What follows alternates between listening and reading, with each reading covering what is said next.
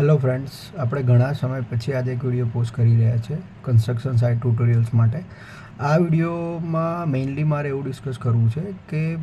જે site engineers હોય છે કે જે પછી ફર્ધર કન્સ્ટ્રક્શન ફિલ્ડમાં જ આગળ વધવાના આવે છે, જોબ કરવાના હોય છે કે પોતાનો બિઝનેસ કરવાના હોય છે,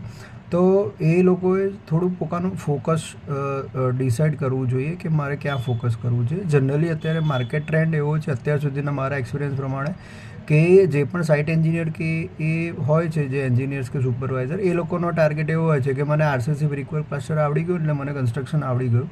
પણ એવું નથી હોતું. મારા હિસાબે આરસીસી બ્રિકવર્ક પ્લાસ્ટર એક બેઝિક વસ્તુ છે કે જે તમારો કોર પાર્ટ કરે છે કે એ તમે બેઝિક વસ્તુ એની શીખી જાઓ પછી એમાં કંઈ નવું શીખવાનું નથી હોતું. સાઇટ ઉપર મેઇન કામ જે હોય છે કોઈ બી એન્જિનિયર, પ્રોજેક્ટ મેનેજર કે સાઇટ સુપરવાઇઝરનું કે સાઇટ એન્જિનિયરનું એવું હોય છે કે જ્યારે પ્રોજેક્ટ તમારો કોર પાર્ટ તમારો પૂરો થઈ જાય પછી જ્યારે શેલ પાર્ટ ચાલુ થાય, એમાં ધારો કે પ્લાસ્ટર, બ્રિકવર્ક અને એના પછીનું ફ્લોરિંગનું કામ છે, પ્લમ્બિંગનું કામ છે, ઇલેક્ટ્રિકલનું કામ છે, એ બધા કામમાં એટલું બધું કોઓર્ડિનેશન જોઈએ છે કે જો એક કામના લીધે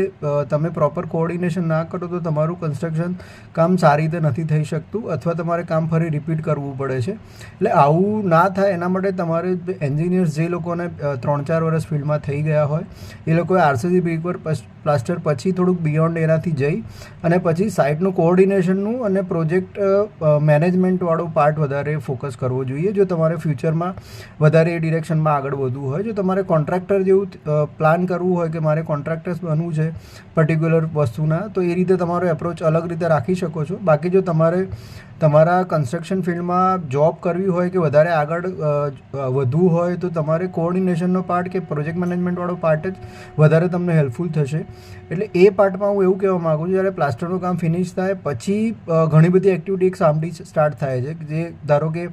એક વિંગમાં આપણે વોટરપ્રૂફિંગ સ્ટાર્ટ થયેલું હોય, બીજી વિંગમાં પ્લમ્બિંગ ચાલતું હોય, ત્રીજી વિંગમાં ફ્લોરિંગ ચાલતું હોય, તો ત્રણેય વસ્તુનું કમ્બાઈન થવું જોઈએ અને કોઈપણ વસ્તુનો ડિલે ના થવો જોઈએ કે એક એજન્સીને લીધે બીજી એજન્સીને ડિલે થાય એવું કોઈ કામ ના થવું જોઈએ અને કામ ફરીથી ના કરવું પડે એવું પણ થવું જોઈએ. તો તમારું મેઇન રોલ એ વખતે એવો રહે છે કે તમારે